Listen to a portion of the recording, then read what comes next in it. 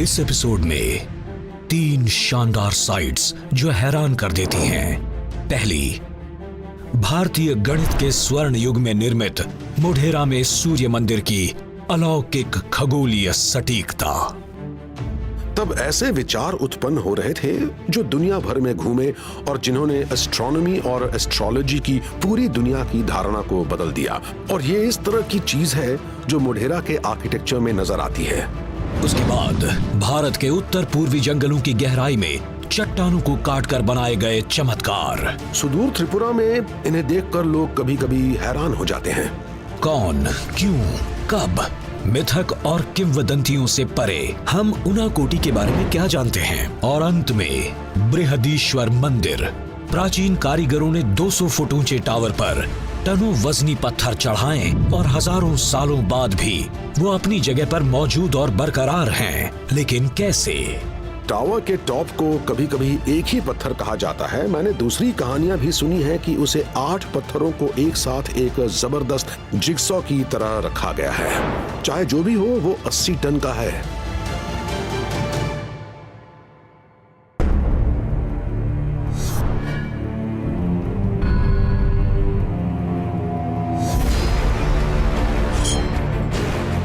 सदियों पुरानी संरचनाएं समेटे खड़ी हैं रहस्य अतीत के।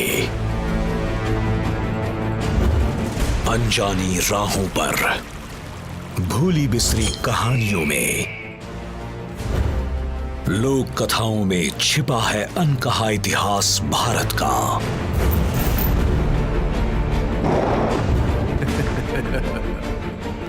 उसके अनदेखे अजूबे और अनजाने रहस्य।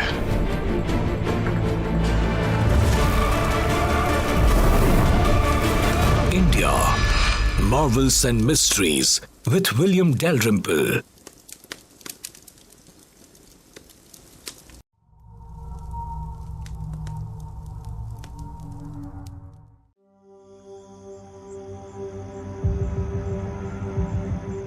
साढ़े 3,000 साल पहले, प्राचीनतम वेदों के लिखे जाने से भी पहले, प्राचीन भारतीय स्वर्ग का अध्ययन कर रहे थे और ज्ञान को मौखिक रूप से आगे बांट रहे थे। उन्होंने पृथ्वी पर जीवन की लय को समझने के लिए आकाशीय पिंडों की गति का अध्ययन किया। 1000 साल पुरानी एक इमारत ब्रह्मांड के बारे में उनकी समझ का प्रमाण है। वसंत विषुव यानी स्प्रिंग इक्विनॉक्स की सुबह पृथ्वी ना तो सूर्य की ओर झुकती है और ना ही सूर्य से दूर। दिन और रात की अवधि समान होती है। गुजरात के मोढेरा गांव में घटनाओं की एक अविश्वसनीय श्रृंखला शुरू होती है। प्रकाश की पहली किरणें सूर्य मंदिर के प्रवेश मंडप के साथ बिल्कुल संरेखित होती हैं। प्रकाश मंडप से होकर दूसरे कक्ष गर्भगृह से गुजरता है, सैंक्टम सैंक्टोरम से। 1000 साल पहले उगते सूरज से प्रकाश की एक किरण ठीक मंदिर के निवासी देवता सूर्य देव की मूर्ति पर गिरी होगी। मोढेरा बहुत दिलचस्प है क्योंकि ऐसा नहीं है कि ये मंदिर है जो सूर्य देवता को समर्पित है। ये प्रारंभिक भारतीय खगोल विज्ञान के बारे में हमारे ज्ञान के उत्सव की तरह है। भारत में सदियों से अंधकार को दूर करने वाले और जीवन के स्रोत के रूप में सूर्य की पूजा की जाती रही है। मोढेरा मंदिर का डिजाइन प्रकाश के देवता को श्रद्धांजलि देता है। प्राचीन वास्तुकला वैदिक सिद्धांतों पर आधारित थी जो देवताओं को प्रसन्न करने और निवासियों के लिए सौभाग्य सुनिश्चित करने के लिए थी। वास्तुशास्त्र और बाद के ग्रंथों ने मंदिर के डिजाइन को निर्देशित किया। इन ग्रंथों में जियोमेट्री, जियोग्राफी, एस्ट्रोनॉमी और एस्ट्रोलॉजी ने महत्वपूर्ण भूमिका निभाई। इंडियन एस्ट्रोनॉमी हमेशा से ही मजबूती से जुड़ी हुई थी इंडियन एस्ट्रोलॉजी से। प्राचीन भारत में एस्ट्रोलॉजी को एस्ट्रोनॉमी से संबंधित एक विज्ञान माना जाता था, जिसका इस्तेमाल राज्य बड़े पैमाने पर कर सकते थे। न सिर्फ शादी बल्कि राज्य की सभी घटनाएं सितारों की आपकी समझ पर निर्धारित होती थीं। प्राचीन विश्व भर में गणित, खगोल विज्ञान और ज्योतिष पर विचारों का आदान प्रदान और विकास हुआ। कुछ सबसे महत्वपूर्ण अवधारणाएं भारत में उभरने वाली थीं। अहमदाबाद से लगभग 100 किलोमीटर दूर मोढेरा लगभग कर्क रेखा यानी ट्रॉपिक ऑफ कैंसर पर है। ये स्थान स्पष्ट रूप से साल के कुछ खास दिनों पर सूर्य के प्रकाश की सीधी किरणों को पकड़ने के लिए चुना गया था। यहाँ पशुपति नदी के तट पर राजा भीमदेव सोलंकी ने करीब सन 1027 में सूर्य का मंदिर बनवाया था। उनके कुल के लोग खुद को सूर्यवंशी कहते थे, यानी सूर्य के वंशज। आज सूर्य मंदिर को यूनाइटेड नेशंस ने वर्ल्ड हेरिटेज साइट के रूप में सूचीबद्ध किया है। यह मंदिर 100 किलोमीटर दूर से लाए गए बलुआ पत्थर से बना है। नरम पत्थर ने मूर्तिकारों को नक्काशी की शानदार श्रृंखला पर बारीक काम करने की अनुमति दी, जो हर सतह को सुशोभित करती है। देवता, हिंदू पौराणिक कथाओं के दृश्य, उस समय के जीवन की छवियां और कामुक कला। पूर्व की ओर मुख किए हुए परिसर को 3 भागों में विभाजित किया गया है। सभी पूरी तरह से संरेखित हैं। पूर्वी छोर पर है सूर्य कुंड, जो एक बावड़ी है। फिर सभा मंडप, एक सभा या नृत्य कक्ष। अंत में गर्भगृह, पवित्र आंतरिक कक्ष जिसमें सूर्य देव की मूर्ति थी।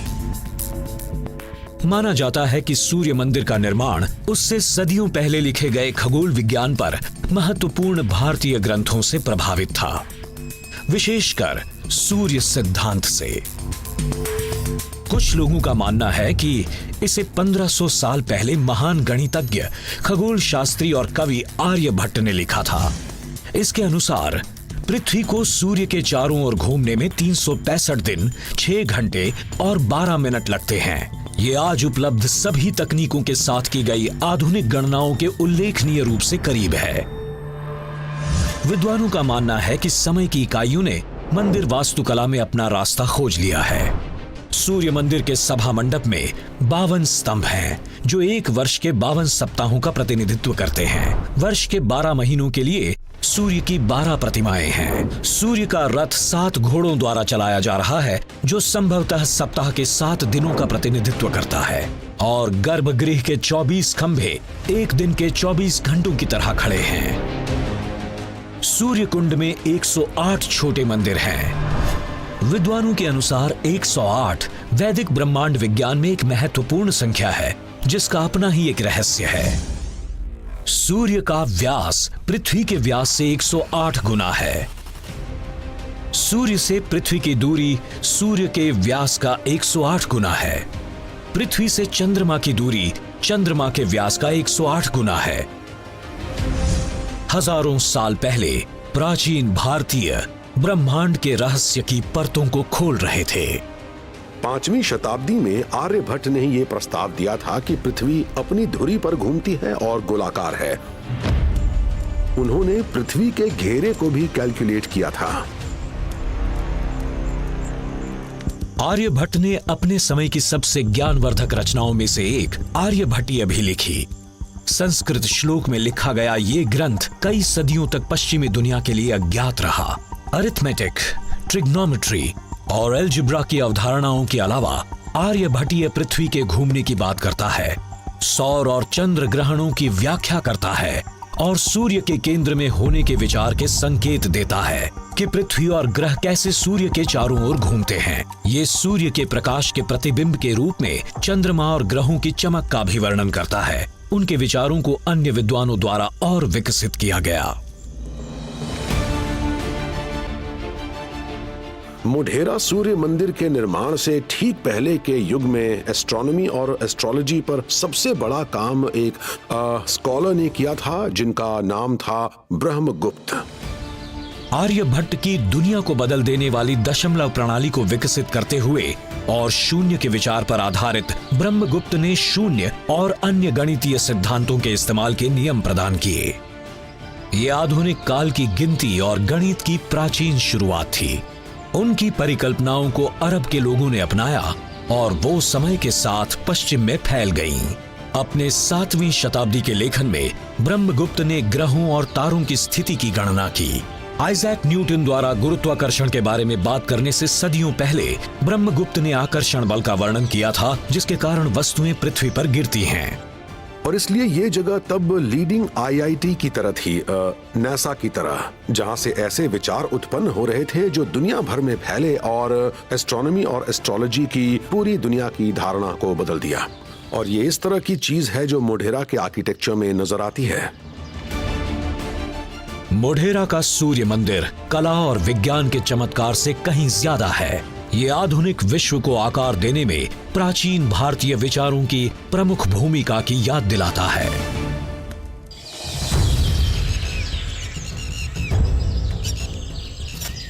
बांग्लादेश की सीमा पर उत्तर पूर्वी त्रिपुरा के जंगल, भारत का एक सुदूर भाग।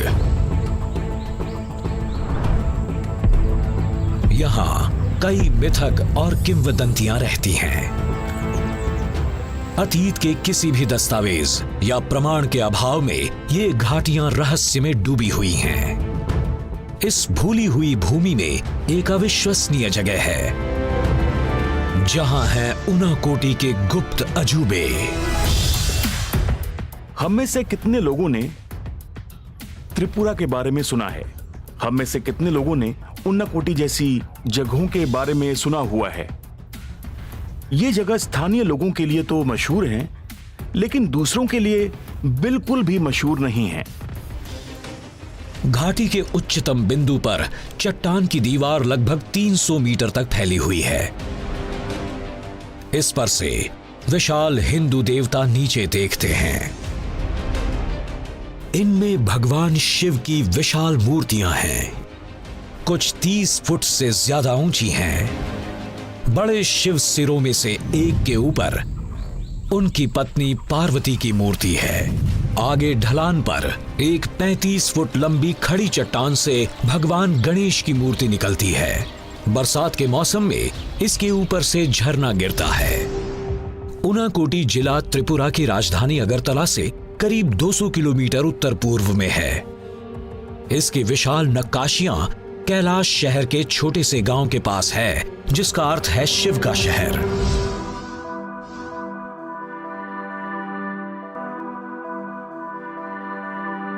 ये जगह सालों से शोधकर्ताओं को चकित करती आ रही है। ऐसा कोई विश्वसनीय ऐतिहासिक सबूत नहीं है जो इसकी उत्पत्ति को स्थापित करता है। उनाकोटी के निर्माण की कहानी लोक कथाओं और विश्वास से आती है।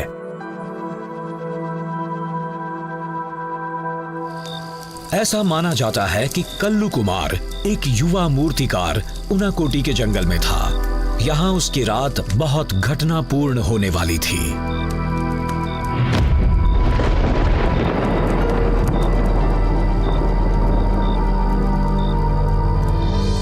परम भगवान शिव और उनकी पत्नी देवी पार्वती वहां से गुजर रहे थे। पृथ्वी पर देवताओं को देखकर प्रभावित होकर मूर्तिकार ने उनसे उसे अपने साथ स्वर्ग ले जाने की विनती की। लेकिन एक साधारण आदमी अमर लोगों की तरह वहां नहीं जा सकता था। इसलिए शिव ने मूर्तिकार को एक असंभव चुनौती दी।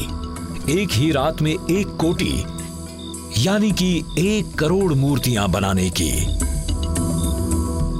अपने भगवान के सामने खुद को साबित करने के लिए बेचैन मूर्तिकार काम पर लग गया। किंवदंती के अनुसार उस मूर्तिकार ने 1 करोड़ से 1 मूर्ति कम बनाई। शिव पार्वती स्वर्ग लौट गए, निराश मूर्तिकार और उसकी नक्काशी को नश्वर संसार में छोड़कर।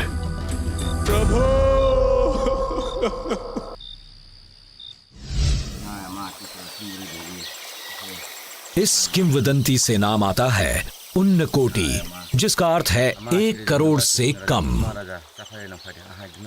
इसका कोई हिसाब नहीं है कि यहाँ हिंदू धर्म की जड़ें कितनी दूर तक जाती हैं, लेकिन जब ऐसा हुआ तो ये स्थानीय परंपराओं के साथ घुल गया। नॉर्थ ईस्ट का ये पूरा हिस्सा न सिर्फ जातीय समुदायों और भाषाओं और संस्कृतियों का, बल्कि धार्मिक आस्थाओं का भी मेल्टिंग पॉइंट है, जिसमें पारंपरिक सजीव मान्यताएं भी शामिल हैं, और ये चीजें वहां पर बहुत ही आम हैं। इसकी अज्ञात उत्पत्ति उनाकोटी में छिपे रहस्यों को और गहरा करती है। हम सीधे तौर पर यह नहीं बता सकते कि वो मूर्तियां किस समय की हैं, लेकिन टाइपोलॉजिकली या आर्टिस्टिक फीचर्स के आधार पर हम उन्हें प्रारंभिक मध्यकालीन समय अवधि का बता सकते हैं। मान लीजिए 8वीं या 9वीं शताब्दी की। क्या ये कभी एक सांस्कृतिक केंद्र रहा होगा जहां पूर्व की ओर विस्तार करती हुई हिंदू पौराणिक कथाओं को एक कलात्मक अभिव्यक्ति मिली? जब लोग उनाकोटी की नक्काशी और मूर्तियों को उनकी असाधारण आदिम शक्ति और ऊर्जा और सुंदरता में देखते हैं तो लोग कभी कभी उन्हें सुदूर त्रिपुरा में देखकर हैरान हो जाते हैं। किनारे पर होने और मेट्रोपॉलिटन सेंटर्स से रहस्यमय रूप से दूर होने के बावजूद 8वीं शताब्दी में ये असल में हिंदू दुनिया के केंद्र में था, जो फिर कंधार से सिंगापुरा तक फैल गया। ये दोनों ही संस्कृत शब्द हैं। अफगानिस्तान के कुछ हिस्सों से लेकर सुमात्रा तक एशिया के विशाल भूभाग में हिंदू मान्यताओं के प्रसार के प्रमाण 2000 वर्ष पुराने हैं। कंबोडिया में आपके पास हिंदू कला और वास्तुकला के सबसे बड़े और सबसे शानदार प्रदर्शनों में से एक की शुरुआत है, जिसका समापन दुनिया के सबसे बड़े हिंदू मंदिर में हुआ, जो भारत में नहीं बल्कि कंबोडिया के एंकोर वॉट में बनाया गया। कुछ विद्वान उनाकोटी शिव के चेहरों की विशेषताओं की तुलना कंबोडिया में एंकोर वाट की मूर्तियों से करते हैं। क्या कोई संबंध हो सकता है? उनाकोटी की सच्ची कहानी इसके खामोश पत्थरों के बीच छिपी रहेगी।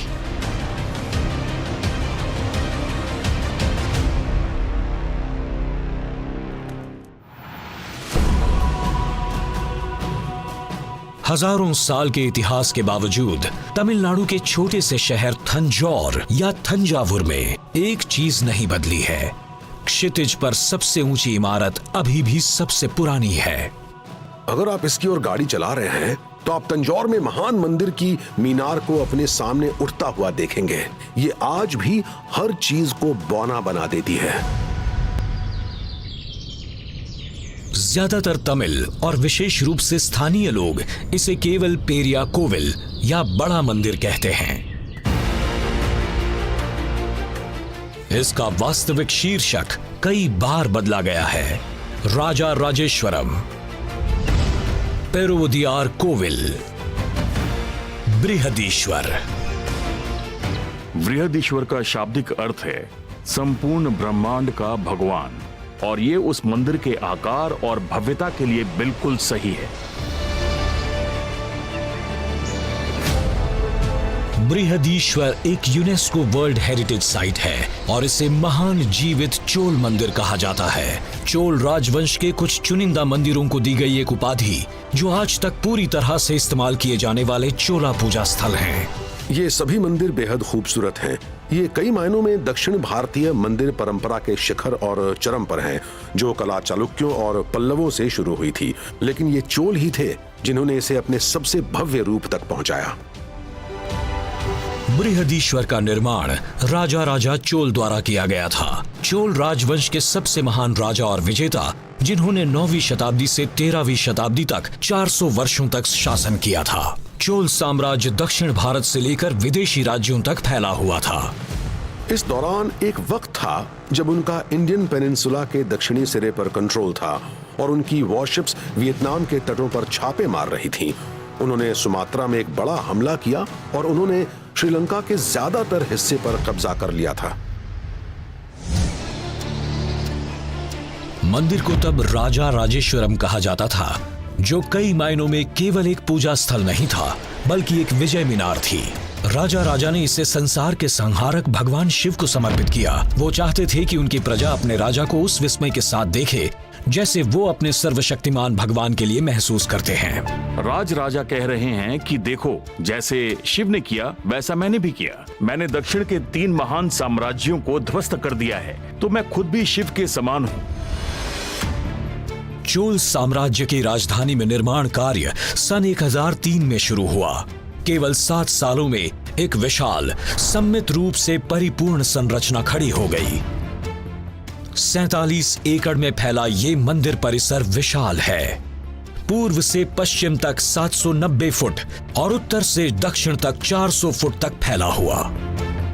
परिसर के चारों ओर एक स्तंभों से ढका गलियारा चलता है।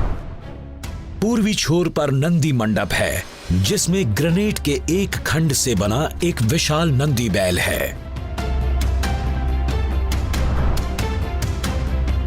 नंदी का मुख मंदिर के बरामदे की ओर है, जो अंदर स्तंभों वाले हॉल की एक श्रृंखला की ओर जाता है। इसका समापन करुवराई या गर्भ कक्ष में होता है। एक चारों ओर घूमता हुआ पथ चलता है, जिसके बीच में परम देवता एक विशाल अखंड शिवलिंग है। गर्भगृह के ऊपर ऊंचा श्री विमान है, एक आसमान छूती पिरामिड नुमा मीनार, इमारत के अंदर शिवलिंग, बाहर नंदी और बीच में सब कुछ एक सीधी रेखा पर स्थित है। सटीक एक्सियल ज्योमेट्री बृहदीश्वर शोधकर्ताओं को अचंभित करता है।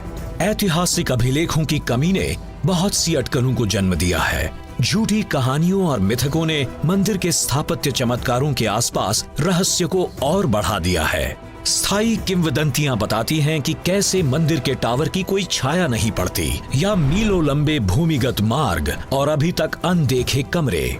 इन स्थानीय कथाओं में सब कुछ बढ़ा चढ़ा कर कहा गया है, लेकिन जिस चौंका देने वाले स्तर पर मंदिर बना है वो सभी को हैरान कर देता है। इसका निर्माण किया गया है ठोस ग्रेनाइट पत्थर से, और ये पत्थर आसपास के इलाके में 100 किलोमीटर से ज्यादा दूरी तक कहीं पर भी नहीं पाया जाता है। ऐसा माना जाता है कि ये पुद्दुकोट्टई क्षेत्र से आया था। हम सटीक आंकड़े के बारे में निश्चित नहीं हो सकते, लेकिन अनुमान है कि 1,30,000 टन ग्रेनाइट लाया गया था, या तो जमीन से या कावेरी नदी पर नाव से। यदि विशाल पत्थरों को लाना चुनौतीपूर्ण लगता है, तो उन्हें खड़ा करने की कल्पना करें।